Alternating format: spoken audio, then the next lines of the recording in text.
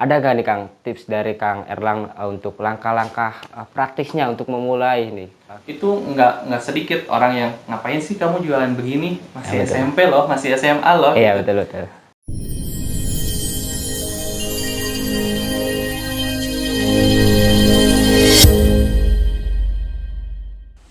Selamat pagi semuanya, salam sejahtera bagi kita semua. Kembali lagi dengan Hamka Podcast Studio. Pada hari ini kita akan membicarakan tentang wirausahawan sejak muda. Alhamdulillah ya, pada hari ini kita kedatangan narasumber yang sangat luar biasa nih. Boleh perkenalan dulu kan? Boleh. Bismillahirrahmanirrahim. Assalamualaikum warahmatullahi wabarakatuh. Waalaikumsalam warahmatullahi wabarakatuh. Perkenalkan, nama saya Erlangga Yoga. Saya angkatan 2019, mahasiswa Pendidikan Kimia UIN Sunan Gunung Jati Bandung. Yang kemarin alhamdulillah saya telah menyelesaikan studi saya di Pendidikan Kimia ini di UIN Sunan Gunung Jati Bandung. Oh, sangat luar biasa sekali nih ya Kang Erlangga. Dia juga sebagai wirausahawan muda, di sisi lain juga dia sebagai sebagai wisudawan muda. Nah, boleh dicontoh nih sama teman-teman mahasiswa UIN Sunan Gunung Jati Bandung. Nah, untuk sekarang setelah lulus dari sarjananya, apa aja nih Kang kesibukan Akang nih? Untuk sejauh ini, karena saya di awal sudah mendaftar asisten praktikum ya, Iya. jadi kesibukan sekarang ini asisten praktikum di mata kuliah Kimia Pemisahan semester 6. Kemudian ada beberapa bisnis juga yang sedang saya jalankan bersama teman-teman saya, salah satunya yaitu bucket balon. Wah, sangat luar biasa sekali nih Kang Erlangga. Dia kesibukannya cukup luar biasa dan sangat positif. Nah, untuk Bukit Balon nih, gimana aja itu Kang? Targetnya untuk apa aja nih? Targetnya biasanya sih orang-orang yang pesan itu untuk teman-teman yang sidang atau yang ulang tahun atau yang sifat-sifatnya itu perayaan gitu ya. Perayaan ya. Nah, nanti bisa nih Kang Erlangga wisuda nanti bakal banyak balon di UIN nih. Bisa teman-teman lihat nanti ya di wisuda berikutnya. Nah, terus di podcast ini kan untuk memotivasi teman-teman UIN Sunan Gunung Jati ada beberapa nanti pertanyaan yang akan diajukan ke Akang biar teman-teman yang mau berwirausaha mungkin pikirannya masih takut karena bakal gagal ataupun takut karena belum ada modal nanti Akang bisa bisa mengasihkan saran-sarannya biar banyak nih wirausaha muda di UIN Sunan Gunung Jati Bandung.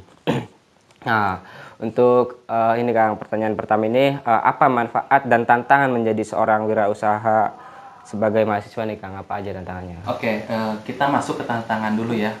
Tantangan di wirausaha sebagai mahasiswa itu pertama menurut saya di pengalaman saya itu ada 3. Yang pertama itu ada waktu, ada modal, dan mental. Yang pertama waktu. Kita di pendidikan kimia khususnya ya, teman-teman tahu sendiri bahwa kimia itu sibuk lah ya. Iya. Banyak tugas-tugas yang perlu diselesaikan, entah itu jurnal, laporan praktikum, tugas, PowerPoint dan lain sebagainya. Itu tantangannya yang pertama. Kemudian yang kedua yaitu modal. Sebagai mahasiswa kebanyakan kan sifatnya itu masih diberi oleh orang tua. Iya. Modalnya masih uang jajannya masih diberi orang tua. Taruhlah seminggu 400, 300, 500 gitu. Itu keterbatasan modal.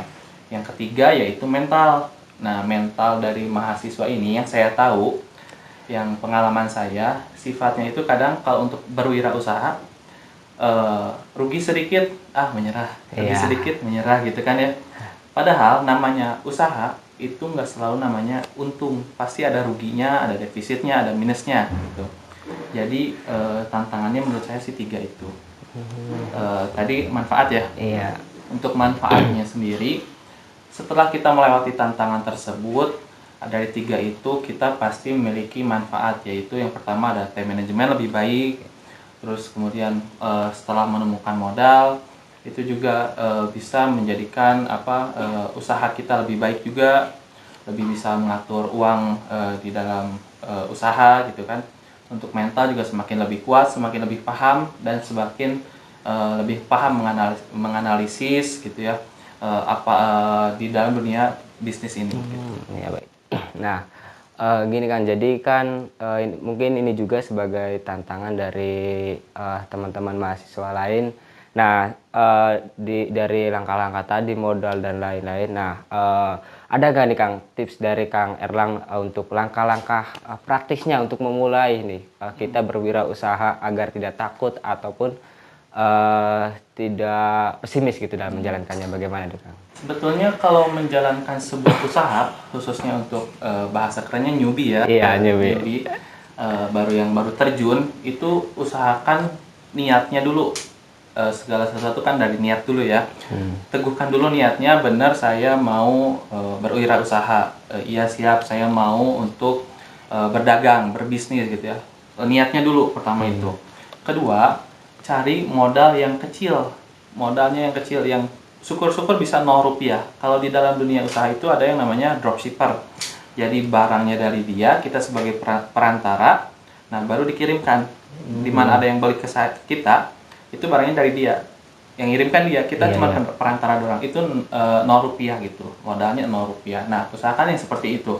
Tapi tidak menutup kemungkinan dengan yang modalnya kecil-kecil juga banyak sekarang itu ya. Oh, boleh. Jadi untuk menjadi wirausahawan itu sebenarnya tidak susah ya Kang. Kita Iya. tinggal jadi dropshipper ataupun modalnya yang sedikit. Mm-mm. Jangan kita jadi pengusaha awal langsung kita ngambil modal yang besar ya Kang ya. Nanti itu bakal ruginya besar juga ya. Itu bisa dicontoh untuk teman-teman ya, karena berwirausaha itu tidak harus mempunyai modal mahal, modal banyak. Tapi kita modal dari nol pun kita bisa. Iya, betul. Nah, terus bagaimana nih Kang mengolah waktunya untuk akan berwirausaha, kuliah, bahkan menjadi asisten praktikum juga nih? Nah, kalau masalah waktu berarti kaitannya dengan prioritas, ya kan? Iya. Kalau prioritas ada di mana saatnya kita memprioritaskan bisnis kita, ada di mana saat kita memprioritaskan kuliah kita. Kalau jika berbenturan antara kedua itu, saya sarankan lebih baik prioritaskan kuliah dulu, karena kita teman-teman semua di UIN Sunan Gunung Jati Bandung datang ke sini untuk kuliah. Kuliah, Pertama benar. itu. Kedua, kita ke sini bukan untuk mencari uang bisnis, kan itu nilai plus ya. Iya, betul. Jadi kalau ada apa-apa, ada benturan, menurut saya lebih baik kuliah dulu. Begitupun saat misalkan teman-teman berorganisasi gitu ya, Iya, betul. kuliah dulu kan apa-apa gitu. Jadi prioritas. Jadi kita harus bisa memprioritaskan salah satunya, walaupun tidak menutup kemungkinan ada benturan antara kedua itu, pasti selalu ada, dan di situ kita dilatih bagaimana memprioritaskan suatu hal. Nah, oh iya. Nah, itu perlu diketahui juga ya sama teman-teman mahasiswa bahwasannya untuk bisnis itu kita bikin skala prioritasnya untuk kebutuhan lain tuh kayak kuliah dan lain-lain. Nah, seperti itu. Nah, terus ini Kang, bagaimana sih cara membangun jaringan dan mencari peluang usaha sebagai mahasiswa nih? Sejujurnya kalau mencari peluang ya, saya juga agak sulit gitu. Itu harus, apalagi untuk yang pertama baru terjun. Tapi kalau teman-teman dari organisasi, mungkin dari Hamka, memiliki peluang usaha, peluang relasi gitu ya, Iya. lebih mudah mungkin ya, karena udah kenal dengan orang-orang lain. Kalau saya agak sulit karena di samping saya berdiri sendiri gitu, kita nggak kenal siapa yang menjual apa yang kita butuhkan, itu agak sulit. Tetapi lama kelamaan, misalkan kita menjual bucket balon gitu ya, saya membeli di toko A. Semakin sering kita membeli di toko A tersebut, otomatis penjual semakin kenal dengan kita ya Iya, kan? betul, betul. Nah, semakin kenal, maka kalau ibaratnya bisa masuk lah ke dalam penjual itu, bisa diajak kerjasama, bisa Iya, lebih iya. murah, lebih cepat, lebih dan lain-lain sebagainya gitu. Oh ya. Berarti itu tergantung kita promosinya bagaimana ya Kang ya. Iya, iya. Nah, selain itu juga Kang, apa nih tips sukses dalam mengembangkan bisnis sebagai mahasiswa nih Kang? Tips suksesnya ya, sebetulnya satu sih, jangan pernah mendengarkan apa kata orang.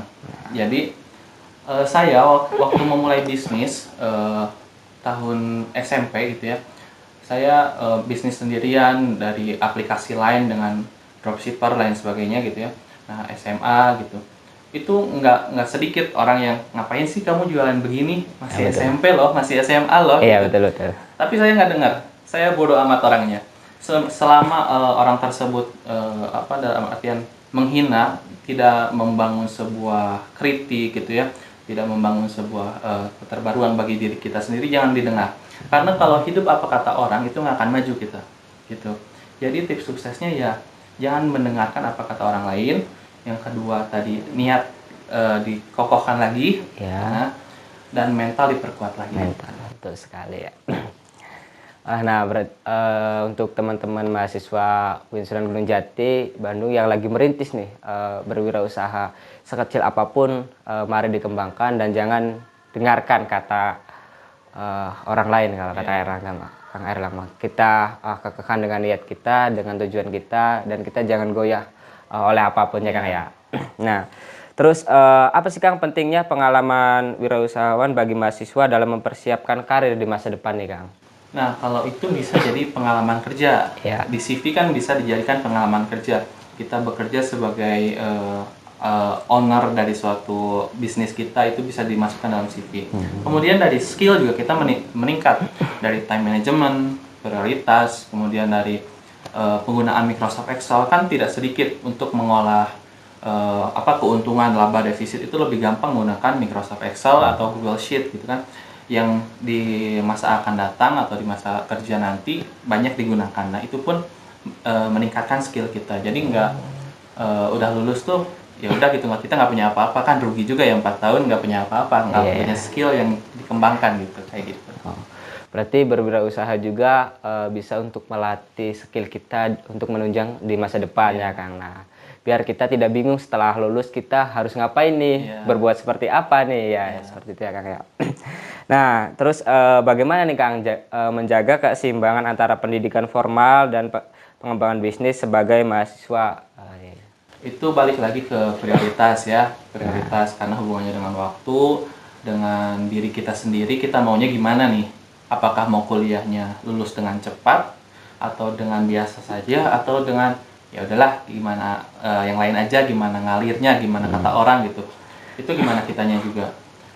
Untuk keseimbangan itu kita harus bisa membedakan mana yang lebih penting, prioritas tadi. Apakah misalkan dalam satu waktu ada orderan gitu ya, banyak sekali orderan, tapi satu waktu di situ juga ada tugas kuliah yang belum kita kerjakan, ada tugas kuliah atau kerja kelompok yang belum kita bisa bantu. Saya sarankan selalu kuliah dulu baru bisnis. Walaupun sebanyak apapun kamu bisnis orderanmu, tapi misalkan kalau kuliahnya kurang bagus dalam artian hubungan ke sesama teman jelek, itu nanti di masa depan itu kita kan nggak hidup sendiri gitu ya, sebagai manusia sosial. Nggak hidup sendiri, pasti ada butuh dengan teman lama. Mungkin bisa jadi teman lama kita itu menjadi sebuah direktur di perusahaan kita butuhkan, bisa jadi kalau kita hubungannya baik, itu teman-teman kita yang lama itu mungkin bisa membantu kita. Tapi kalau buruk, paling ngapain sih, dulu juga ini mah begini gitu kan, Iya, ya iya. kan? Gitu. Jadi untuk membangun relasi itu perlu juga ya Kang untuk mengembangkan wirausaha. Nah, nah Kang, karena kan pertanyaannya udah selesai, ada nggak nih motivasi untuk teman-teman mahasiswa UIN Sunan Gunung Jati Bandung yang akan merintis wirausaha nih Kang? Apa kata-kata dan motivasinya dari Akang biar mereka nih semuanya bangkit dan mau berwirausaha seperti Akang menjadi orang yang sukses gitu? Sebetulnya kata-kata motivasi itu nggak perlu ya, karena itu gimana diri kita sendiri. Tapi karena diminta, oke lah saya kasih. Tadi itu jangan mendengarkan apa kata orang. Hidup itu kita yang ngatur, hidup itu kita yang menjalankan. Kalau mendengar apa kata orang nggak akan ada habisnya. Teman kita punya mobil misalkan, kita pengen, tapi kita nggak mampu, untuk apa kita melihat orang lain gitu. Memang selalu rumput tetangga itu lebih hijau dari yang kita punya ya. Asik. Tapi tidak semuanya kan tidak semuanya tumbuh dengan baik, dengan benar gitu kan. Nah, itu mungkin bisa jadi rumput tetangga itu ada privilege-nya sendiri gitu Iya, ya. betul. Nah, mungkin itu aja. Mungkin.